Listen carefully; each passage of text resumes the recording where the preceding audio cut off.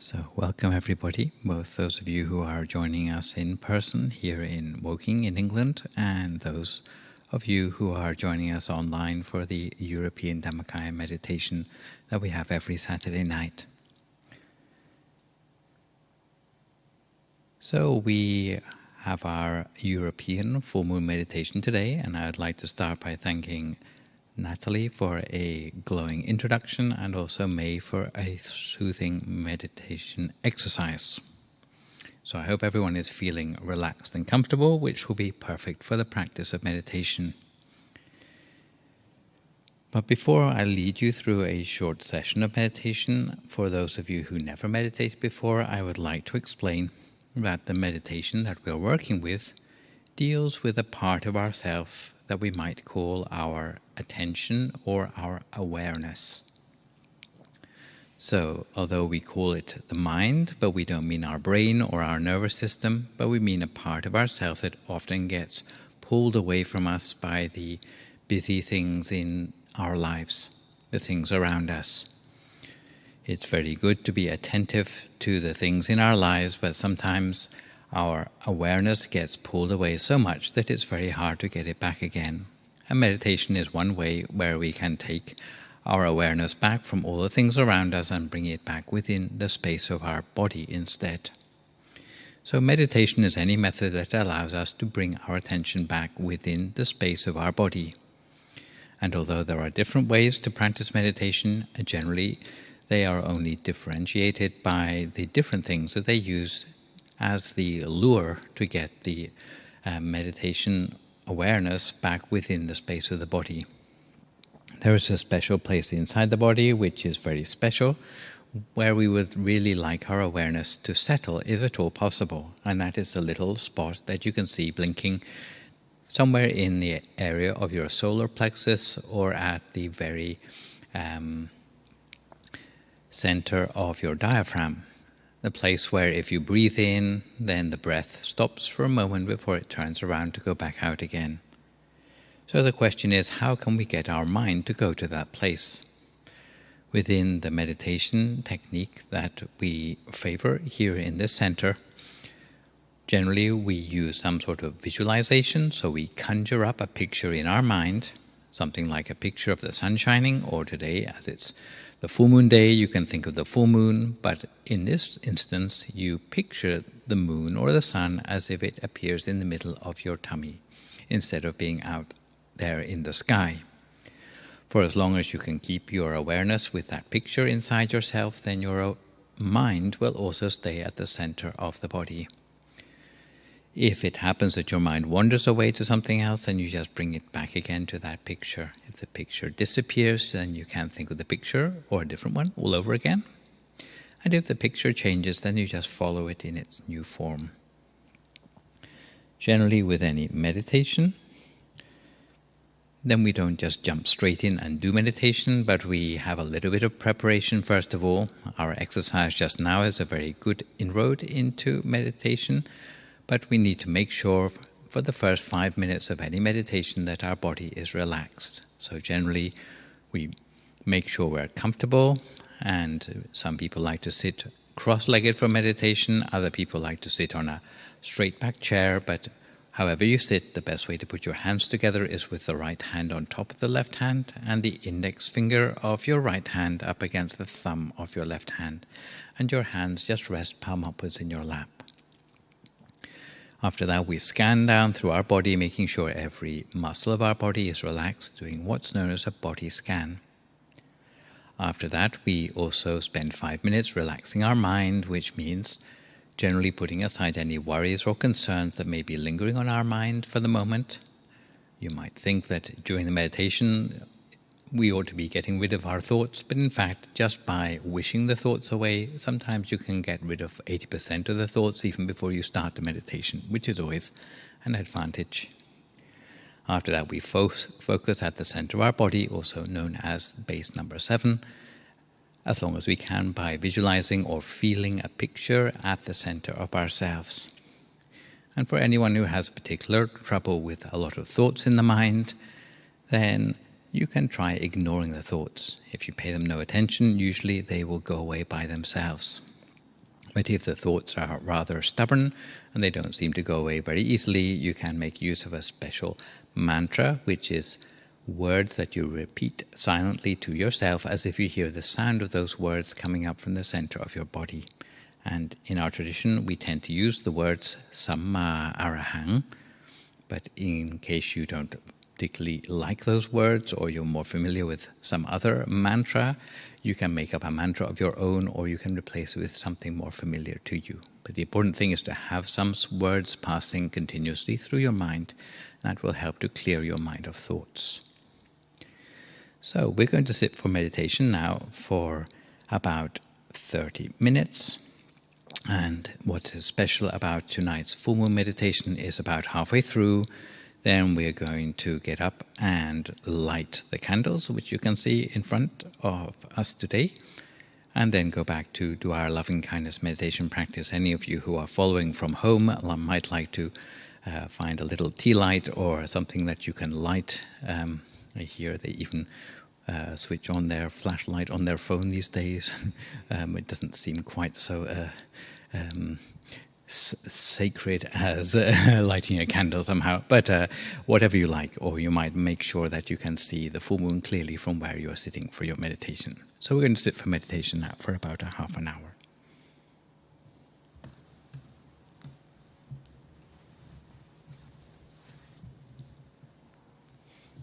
The meditation I'm going to lead today is entitled Meditation Benefits in the Here and Now.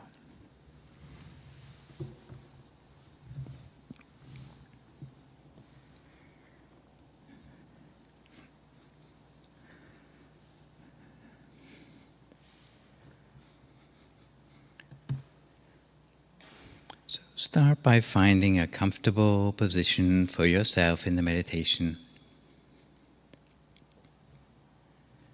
Find a position by which you feel you could sit for a long, long time without having to move around too much. Your posture should be as comfortable as possible, resting either on a cushion, a pillow, or maybe sitting on a straight back chair.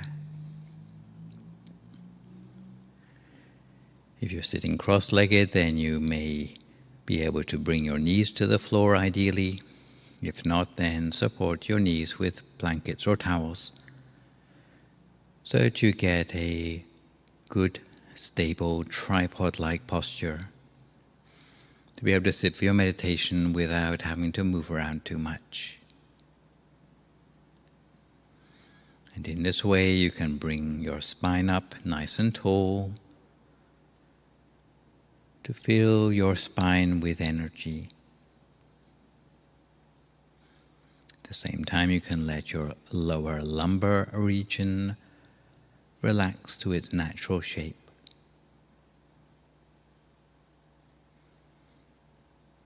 Allow your hands to rest palm upwards in your lap.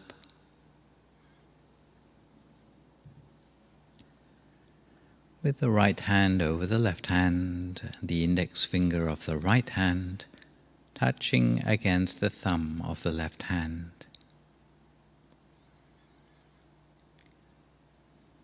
The way you close your eyes should be as gentle as possible, or if you prefer, you can cast your gaze softly at the floor in front of you, allowing your eyes to defocus.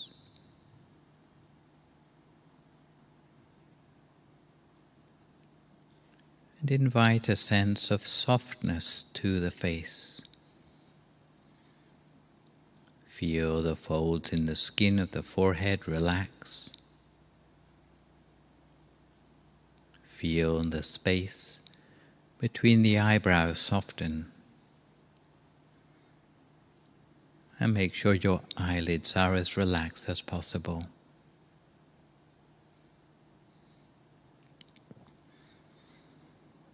If you observe carefully, you'll notice that even your eyeballs can relax.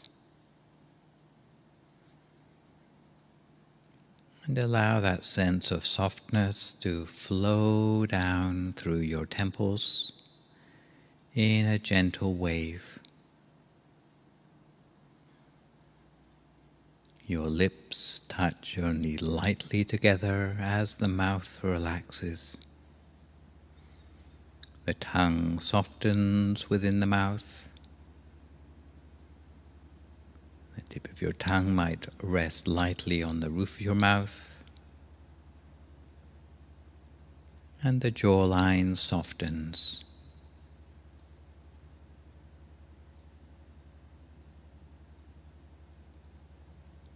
We relax our neck and throat, finding softness in their length and openness.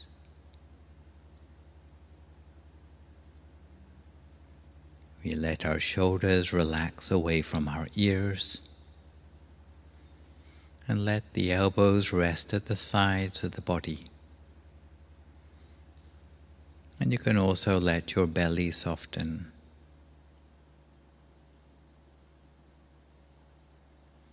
Also relax your legs all the way down to your feet and your toes, so that your whole body feels light in weight, almost as if it has disappeared into the atmosphere around you. Turning your attention inward,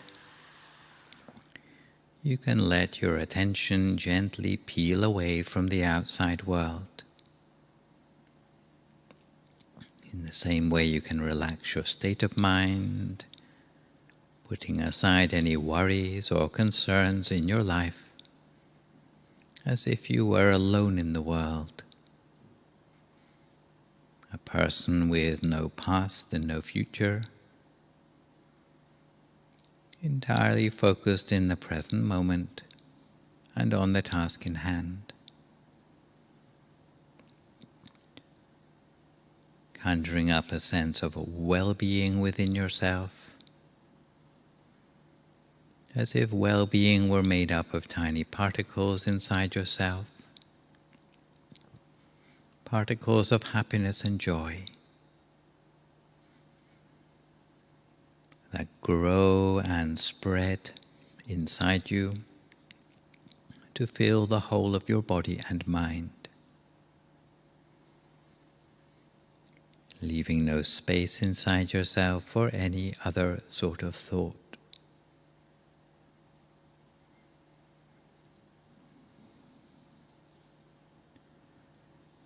And when we feel relaxed both in body and in mind, very gently, using no effort at all, we imagine our whole body to be nothing but an empty space or a hollow cavity, with no organs or tissues, muscles or bones. Or instead, you may imagine your body to have been transformed into a sort of transparent bubble with nothing on the inside.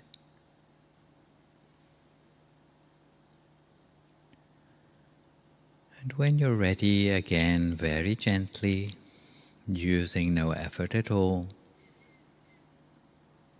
remember back to that picture of the bright shining sun or full moon that you had a few moments ago.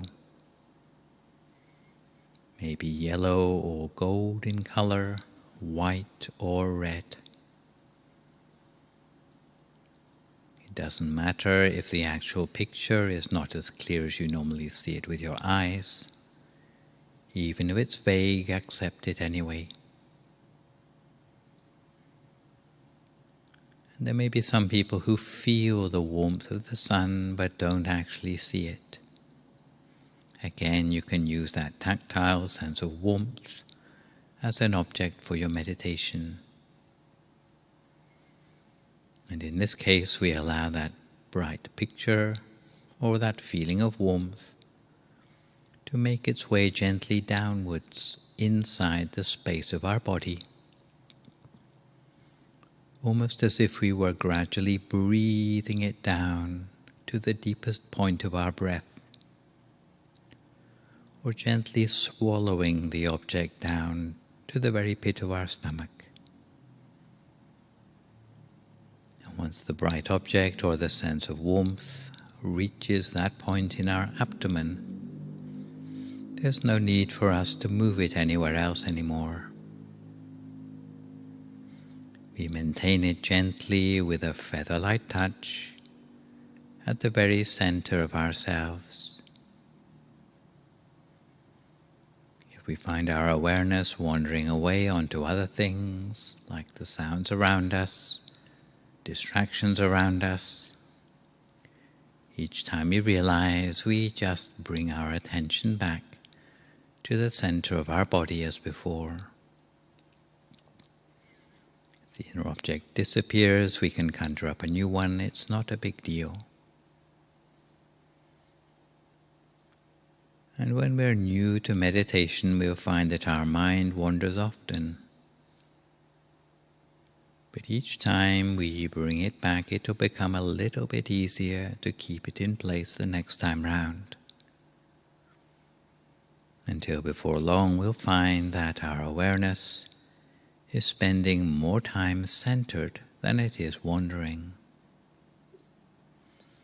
At which point we'll start to have an intuitive feeling of the mind being able to stay at the center almost by second nature.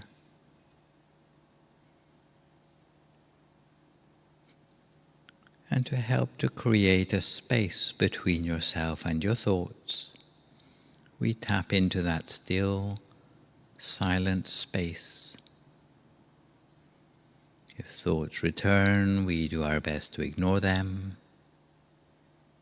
But if ignoring the thoughts proves ineffective, we can make use of our traditional mantra, hearing the sound of the words Samma Arahang, Samma Arahang, Samma Arahang, coming up as if the source of the sound is at the center of our body. And the more you say the mantra, the more power you give to the words of the mantra. And they will start to lead the mind deeper towards a sense of purity in the mind. So feel these words resonating within your heart, within every cell, every fiber of your being, with every repetition of the mantra. With meditation, as with exercise, practice makes perfect. But we don't just exercise for exercise's sake. We exercise for the benefits of strength and health in our everyday lives. In the same way, we meditate not just for meditation's sake, but to impact our everyday lives in a positive way.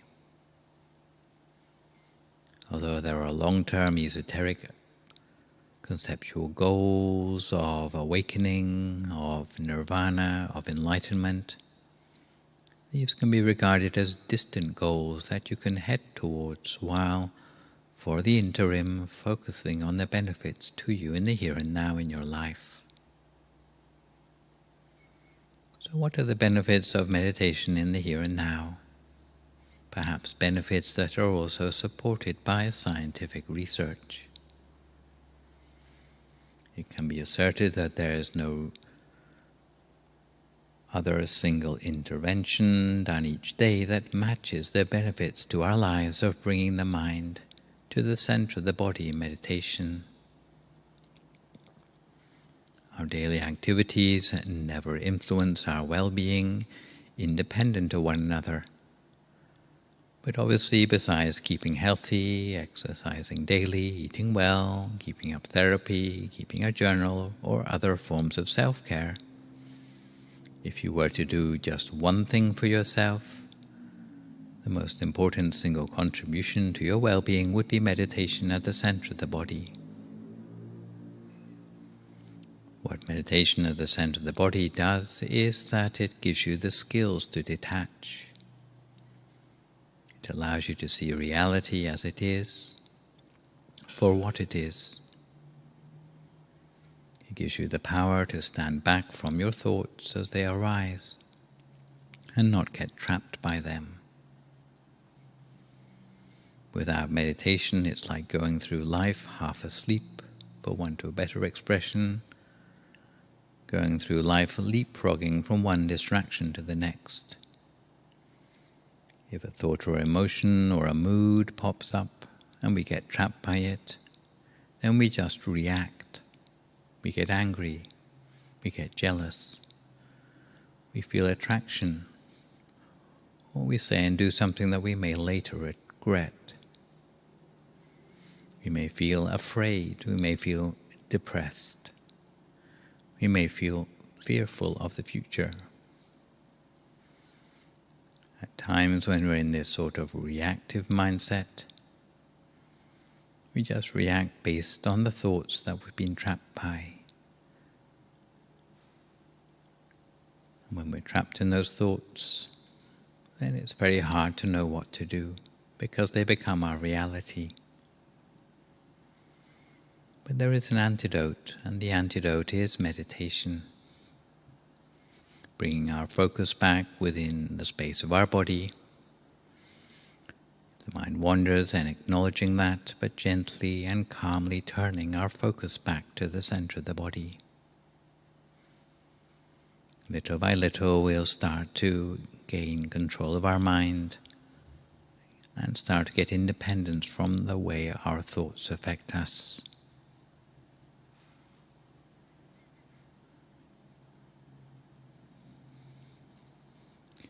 And if we practice it regularly, every day, until bringing our mind to the center of the body becomes like second nature to us,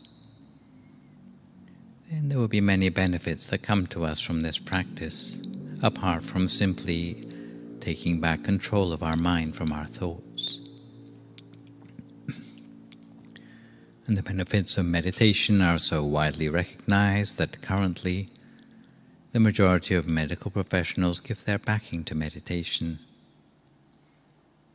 In Britain, more than 2/3 of general practitioners agreed that it would be helpful for their patients to learn meditation techniques, even for those without any health problems. And the more doctors don't recommend meditation to their patients, it's really only limited by the knowledge of and access to appropriate meditation resources. It's been found that meditation can change the shape of one's brain, with Canadian researchers finding that in meditators the areas of the brain which regulate pain and emotion were significantly thicker as compared to those who didn't meditate, meaning that sensitivity to pain is lowered in meditators. And this potential for change, known as neuroplasticity, means that when you sit to meditate, you're not only changing your perspective, but you're actually changing the physical structure of the brain. Apart from raising the pain threshold, meditation is also known to reduce negativity in the mind more generally, because meditation reduces the intensity of toxic emotions. Neuroscientists recently discovered that people who meditate experience negative emotions less intensely than those who do not. And even the simple practice of labeling the emotions allows us to detach in a good way, giving us the chance to step back from negativity. We become more able to choose the thoughts that we want to listen to. And if we are in the moment, in our everyday life, if something happens, for example, to make us angry, rather than just instantly responding, we're able to take a little breath, a mindful moment, and take a different decision instead. And being able to have control in this way has benefits in every aspect of our lives. With the decisions about our diet,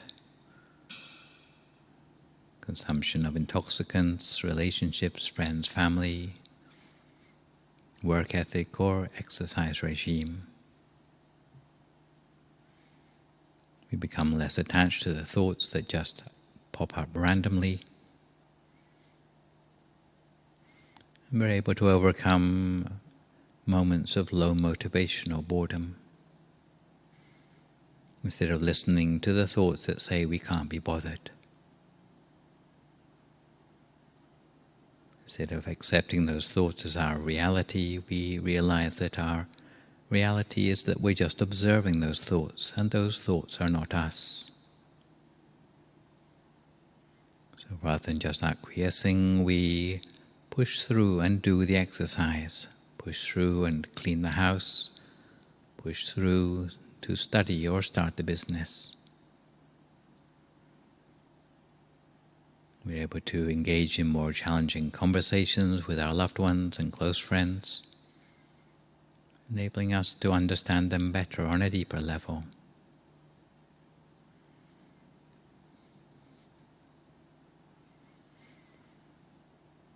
And we'll be able to tell the difference between the things that we want and the things that are imposed on us. And it all comes back to a dedicated meditation practice. It all comes back to returning our focus to the center of the body repeatedly until we gain full control of our mental state. Meditation is also known to unwind the harmful effects of stress, as can be seen with blood pressure, cholesterol levels, and even heart disease.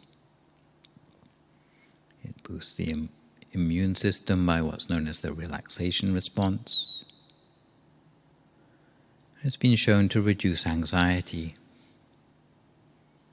Even after 2 months of meditation, 90% of those with generalized anxiety disorder were able to reduce their anxiety and depression. And this effect continued for up to 3 years after their initial trial. That anxiety and depression are reduced by meditation has been verified by a whole raft of different studies, which show the far-reaching effect on the symptoms across a wide range of health disorders. Even if your stress levels are not affecting your health, meditation improves performance under stress, helping to offset the loss of mental performance in stressful situations and maintaining peak performance, whether it be for first responders, relief workers, trauma surgeons, or even professional athletes. Meditation helps people meet deadlines, with researchers finding that practitioners showed significant improvements in their cognitive skills even after only 4 days of meditation training, doing particularly well on physical and mental tasks requiring sustained attention, even under time constraints. And for those suffering from sleeplessness, meditation can reduce the time it takes to get to sleep. Meditation has been incorporated as an integral component of treatment for insomnia, allowing sufferers to reduce their reliance on medication and halving the average time spent getting to sleep.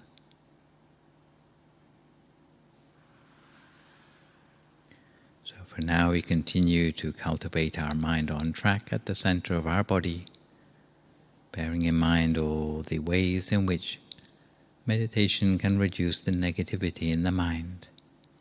So we cultivate the brightness at the center of our body in preparation for lighting up the candles for our full moon meditation today.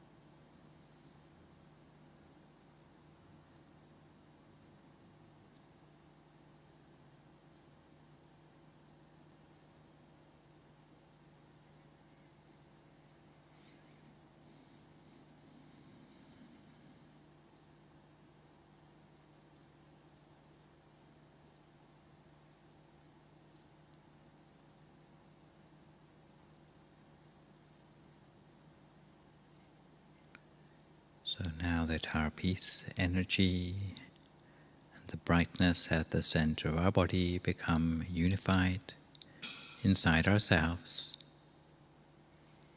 we continue to maintain our mind in the ocean of peace energy while we slowly open our eyes and prepare to light the candles that we have prepared for our little ceremony today.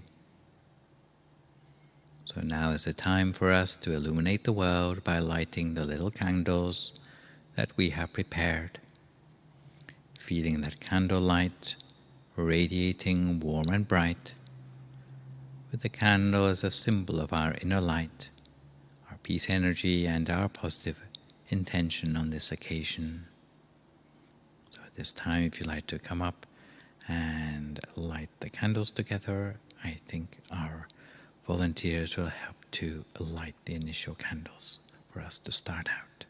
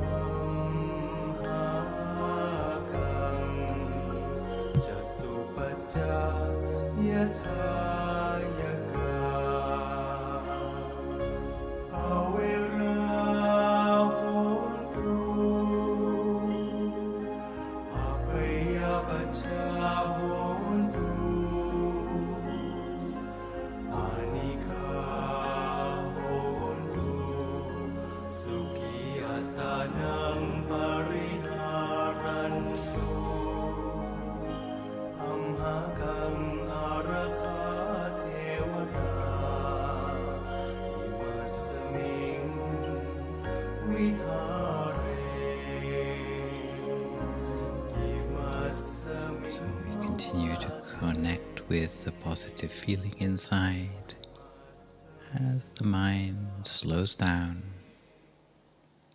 gradually slowing down to touch the center space, reconnecting with the inner brightness within ourselves. Just as we have the brightness of the candles that we have lit on the outside, we allow the same brightness to come within the space of our bodies, lighting up the inner space of our minds, to bring all the benefits that come from a mind that is centered and bright within ourselves. It is known that apart from reducing negativity in the mind, meditation boosts all the positive aspects of our mind as well, activating the parts of the brain related to happiness,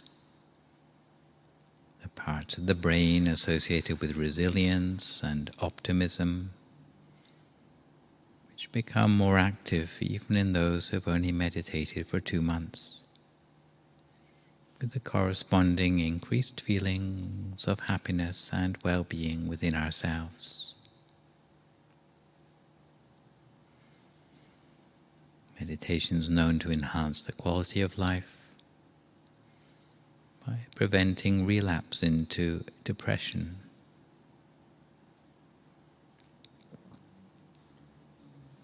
And the enhanced quality of life is much better than those who rely on medication to get the same effects. Not only does the enhanced quality of life affect the people who meditate, but even those around them seem to benefit as well, almost as if meditation were a form of social good, or a form of altruism in a sense. You can imagine what the world would be like if everyone could take a deep breath, calm down and just detach a bit from their innate biases, from their moods and stresses, anxiety and anger, rather than just reacting, saying or doing something in the wake of heightened emotionality. Imagine how good the world would be if we could just be a little bit more detached, a little bit more aware of how our mental states impact the words and actions in our lives. And it's also not a myth that meditation can help make a person's complexion more radiant. Meditation's been shown to clear treatable skin conditions related to psychological stress, whether it's conditions like psoriasis. Meditators' skin cleared 4 times more quickly than expected. And meditation is also related to self-control. Even after just a few days of meditation, there is increased blood flow to the parts of the brain involved with control of emotions and behavior, which is why the practice of meditation, even for short periods of time, has become an essential part of rehabilitation from disorders of various sorts, concerning intoxicants or smoking or binge eating. It's been shown that meditation helps keep a person bright and alert, since the reduction of grey matter normally associated with aging has been found to be offset by meditation, with significantly better accuracy and speed of response amongst meditators than normally would be expected for a person of their age. So for all the benefits I've described today, although a mere fraction of benefits seen in the here and now, they are all substantial reasons to try to bring some meditation into your daily life. It may be the most important single intervention that you've ever made in your life. So for now, we continue to focus on our inner object at the center of ourselves, bringing our mind back from any untoward thoughts or emotions by means of our mantra, as we make good wishes for ourselves and others on the basis of the meditation and the brightness both inside and out that we have cultivated today.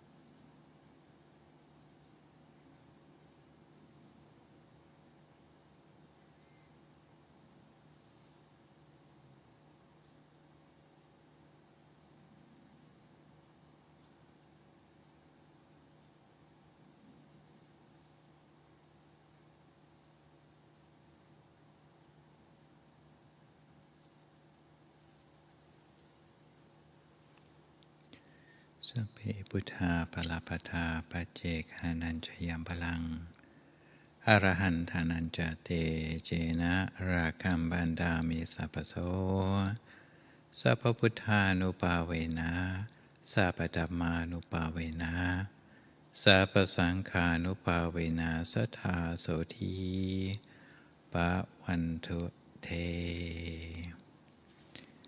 So if you'd like to come to the end of your meditation for today, you can gradually open your eyes again If you feel at all uncomfortable, then slowly try changing to a more comfortable position before gradually finishing your meditation practice for today.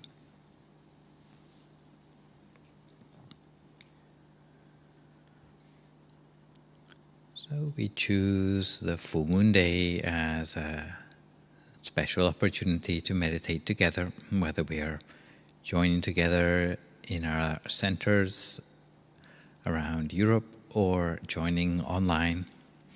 Some of us are affected more or less by the lockdown restrictions at the moment, so it's always good to be able to have a hybrid mode to join the meditation.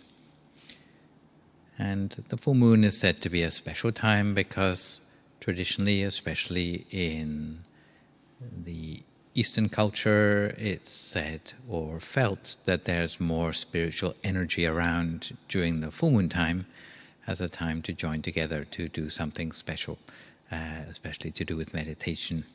So it's said to be a time when it's easy for us to meditate more than at other times in the month.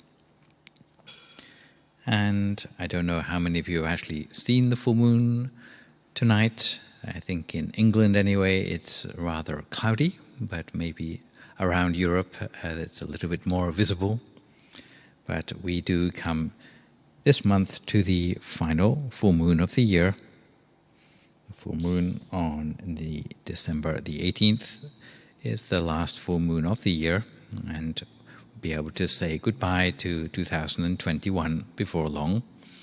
But it's also a time for us to reflect and to plan and to reflect also on the year that's passed by as we move into the year 2022 under this full moon energy. Sometimes the full moon at this time of the year is given a special name, the cold moon or the long night moon, because it comes during the darkest and coldest time of the year in the Northern Hemisphere anyway. And the nights are particularly long at this time of the year, and we have the chance to see the moon at night for longer, because the night is much longer for us to see it in. And we are close also to the winter solstice, in other words, the shortest day of the year, reminding us that spring will soon be coming back again.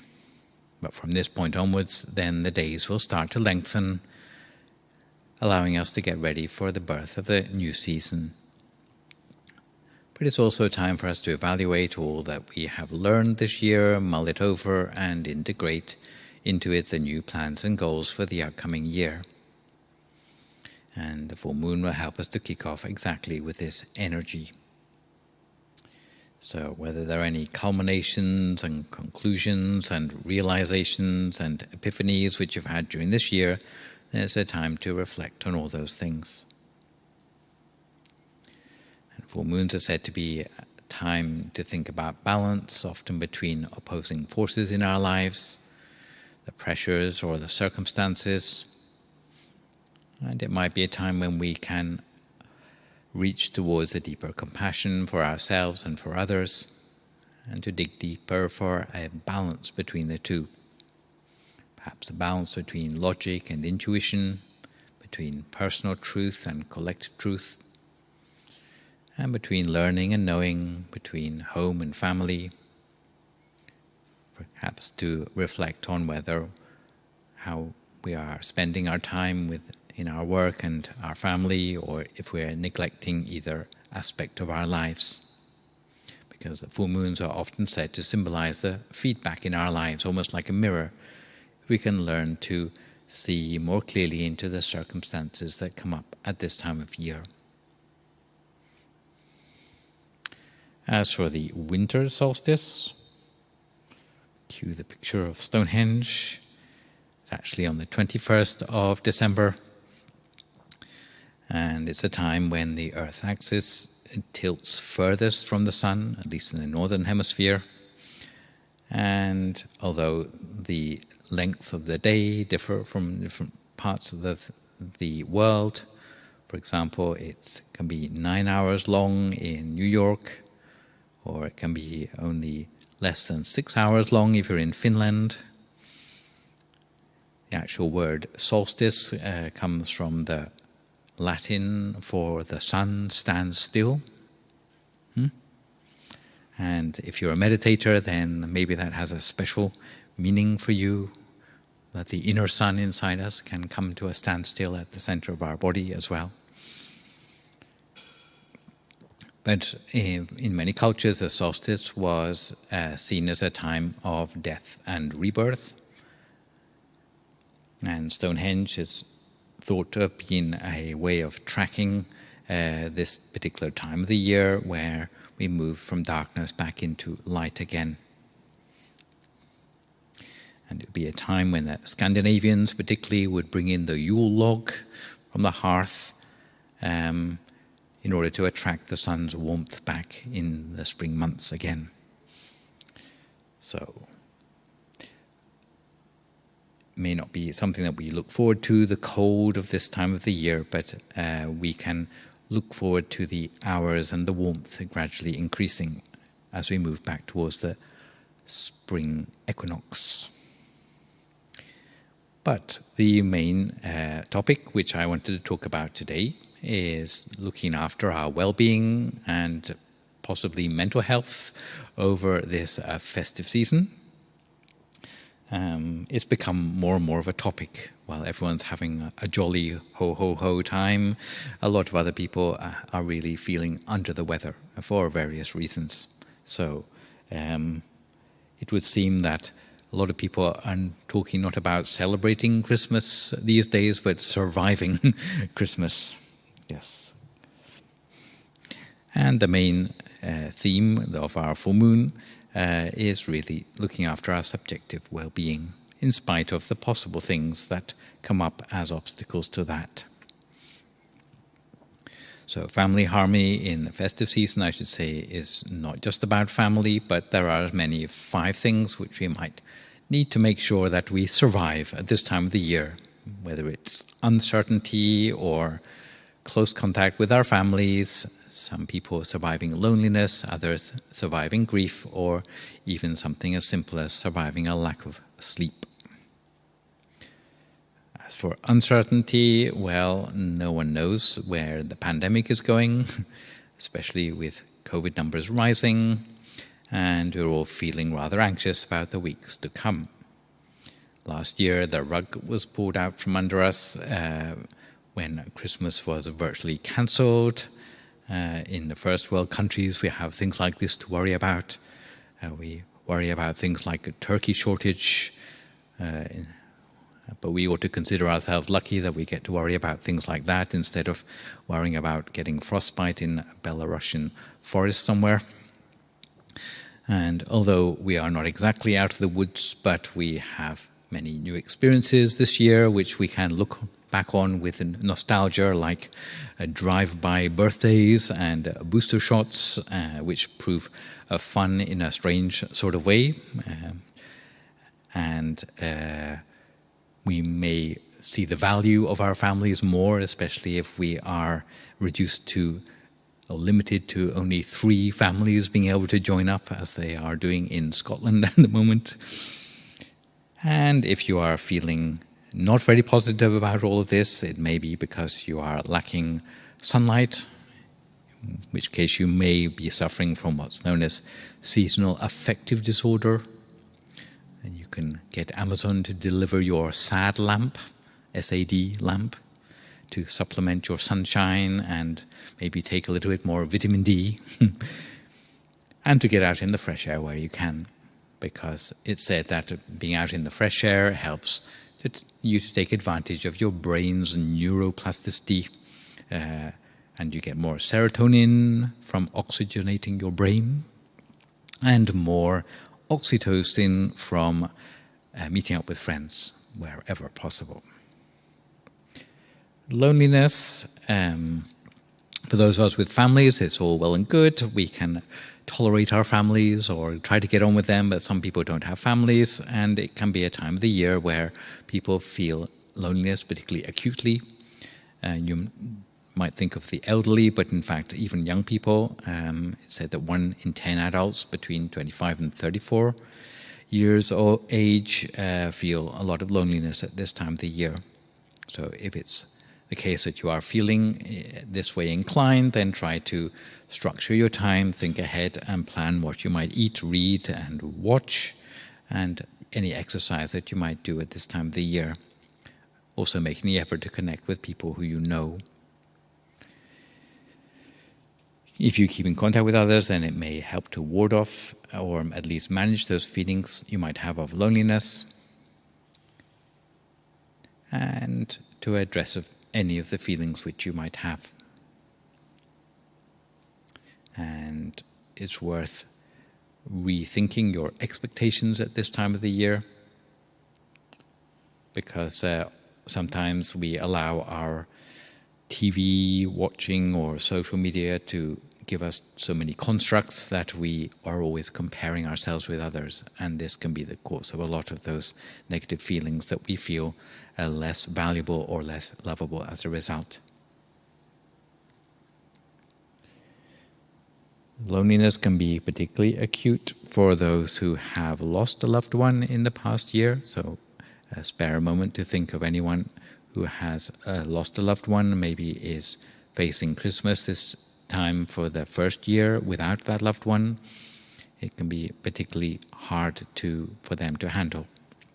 For a person who's grieving, and it may be a time to pair up with anyone who you know has gone through that sort of experience lately and help them to plan.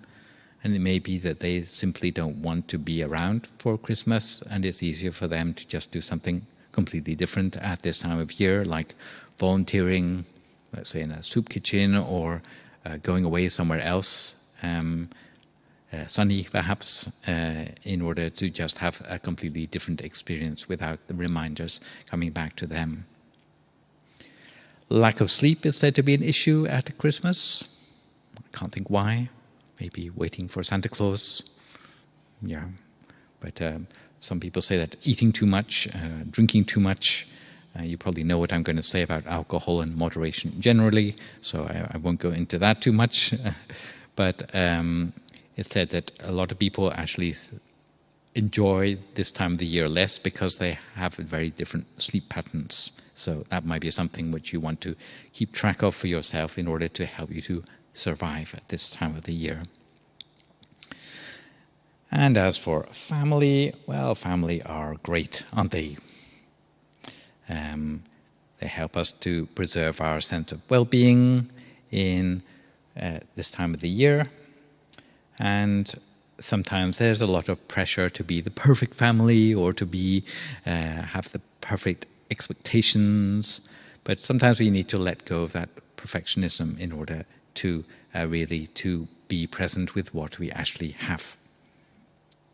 And in this respect, sometimes there's a lot of material pressure to have expensive gifts or thoughtful gifts or gifts that show that we have understand the people in our family. But the potential is always there for resentment if we're not careful.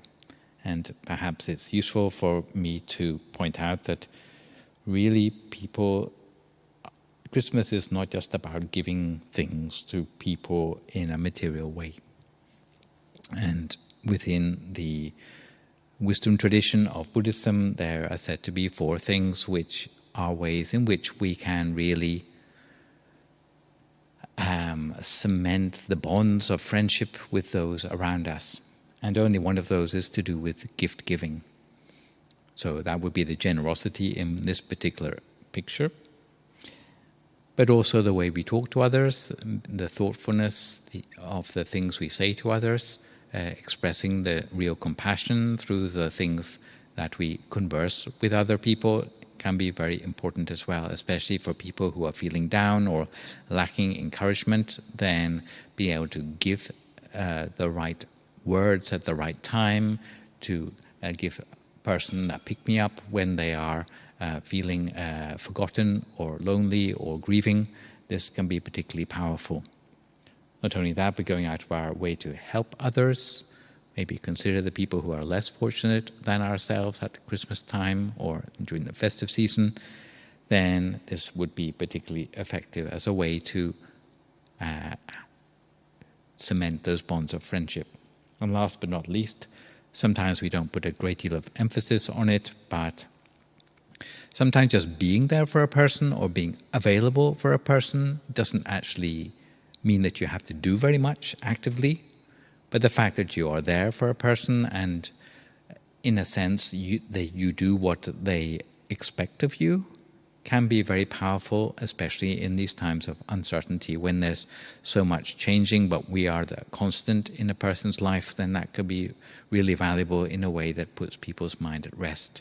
Because it's said that all people are needy, no matter how wealthy or well provided for they might be. They are always lacking in resources or encouragement, lacking in someone to give them a helping hand, or lacking a sense of security. So any of these 4 things that we can give to others, it helps those people to think of us even when we are not around them. And really, I would think that this time of the year is especially about that sort of thing, especially about this sense of caring, especially about the sense of authenticity which we have with those who we love or those who are close to us at this time of the year. So this time is our December full moon meditation, and the next time we will see you for the full moon will be in the cold month of January. Sometimes we like to promise an outdoor meditation, but I think we won't be promising this quite yet. But our July full moon meditation will be on the Tuesday, the 18th of January. Also available on this Zoom channel, which some of you are watching. And the theme will be the power of hope for a brighter tomorrow. So sort of New Year's resolutions sort of theme. For DMEU, the Zoom channel on every Saturday evening, and not just on full moon days, but every Saturday, there will be a meditation and a wisdom talk, normally taking about 1 hour in English, which you can access via Zoom between 7 and 8 p.m. on British time and between 8 and 9 on European time. Next Saturday's talk will be by the Venerable Sander, and it will be on Christmas Day, because that's a Saturday. And don't worry, it won't clash with the Queen's royal Christmas message. But it will be entitled A Long Life Worth Living. So ways to increase your longevity. So if you want to find out about that, then tune in at between 7 and 8. To encourage those of you to meditate at home, even offline, there's also an app which has been used to gather together all the audio tracks for meditation and instruction, also a theory and background for meditation, which you can download for free for iOS or Android. Even if you are offline, you can listen on your mobile phone and set the time that you would like to meditate and listen to instruction for part of that time if you wish to. News for Europe generally is that we hope that COVID is going to go away by the summer, and we are planning in that eventuality that we will be able to have our European monk ordination program for 2022, and it will start on the 4th of June. Normally it's a 1-month program, but at a pinch it can be 2 weeks long for any gentleman who would like to try out being a monk for 2 weeks. And generally that will be held at our big centre in Ghent in Belgium, but it may be subject to revision depending on the numbers involved. Also for our weekend retreats here in London, we have a retreat planned for the weekend of 18th to the 20th of March. It will be an 8 precepts retreat normally, and you're welcome to sign up for that on the temple website. So this holiday season, instead of us focusing on things that may upset us within the constrained limitations of the pandemic and so on, we should try to shift our attention and focus on things that we can do within these circumstances. And although we may be with our loved ones or we may be separated from our loved ones, we don't know, but there are many ways which we can express our compassion even without being up close or even physically with them. there are many ways in which we can express our compassion. As I've said, it's not just about the presents and the gifts, but it's also about what we say, which we can do at a distance, the things that we can help with, also do at a distance, and just being there for people sometimes, which is also important as well. So we try to focus on what we can do, and it will help to make this time of the year something special for us, instead of being a time of heightened expectations and then things that we miss out on instead. So I hope you enjoyed the full moon meditation today, whether it was in person or online. And if you have any feedback or comments and so on. Okay. From Rana says, sometimes difficult family relationships. How can we approach to reconcile?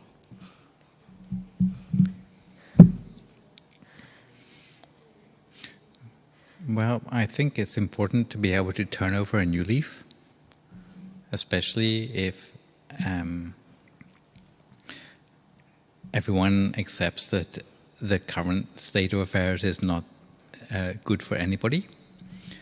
So I think especially moving into New Year, there ought to be sort of like a ultimatum where you say, let's just forget the past and start afresh and turn a corner on whatever bad blood there has been in the past year, and do a reset completely, where we just forget that episode of our past and start again.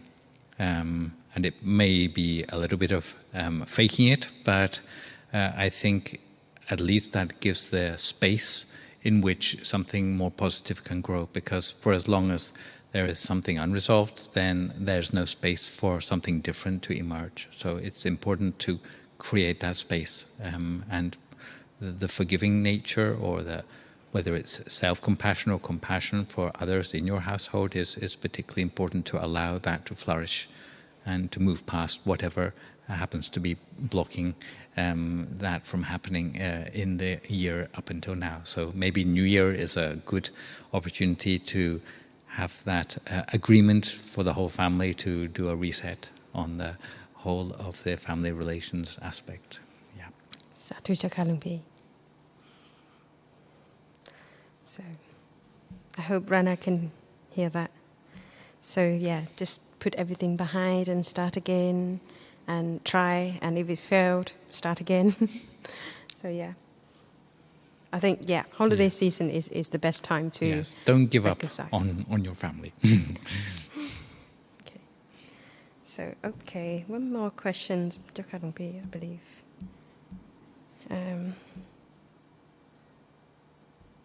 What have we said? Thank you so much, Jakarpi. It's wonderful. Someone, Safia? I have a question. So I get easily distracted during meditation by my own thoughts. I think so much. It's really stressful for me. What can I do? I'm not sure if you kept up with the thing about the mantra just now. If the mantra can help, then that would be the best way forward. If you really have a lot of thoughts, and some people have more than even the mantra can cope with, then maybe get yourself a piece of paper to sit with as you're meditating. And if you have something coming up, then write it down on the paper, and you know it's there for when you come to look at it later. And then you can feel that you have downloaded it onto the paper, and you don't need to have it in your head anymore. And after your meditation, you can come back and look at the paper, and I'm sure you'll find that it's just a whole lot of things which you never should have been bothered by in the first place. Yeah, or it might be something important, but at least you've got it on paper then, and it's not cluttering up your head anymore. Yeah. So I hope you can hear that, Safia. So basically, just write down, taking notes, whatever that you think you can decluttering your mind onto the papers rather than leave it into your mind, and then so you can kind of just carry on with your meditation or taking mantra. Just do it. So I think that's a good trick. That might help decluttering the mind. So thank you. Is there anybody else? thank you, Rana, for the question. And hello, Supana. Hello, Tony. Hi, Nancy. Haven't heard Nancy talking today because everyone's muted. I think she's busy. So, yeah. So, yes, it's come to an end. And lovely meeting everyone here today. Well, my name is Natalie, by the way. I forgot to introduce myself, but Terry probably know my name and you all know my name. So, yeah, hopefully to see you again in full moon time, next full moon, next year. And, yeah, before we go, shall we say thank you to our teaching monk by bowing 3 times. Bow, bow, bow. So may all of you have a very happy and harmonious festive season, and look forward to seeing you in the new year, probably around the middle of January onwards, pandemic allowing.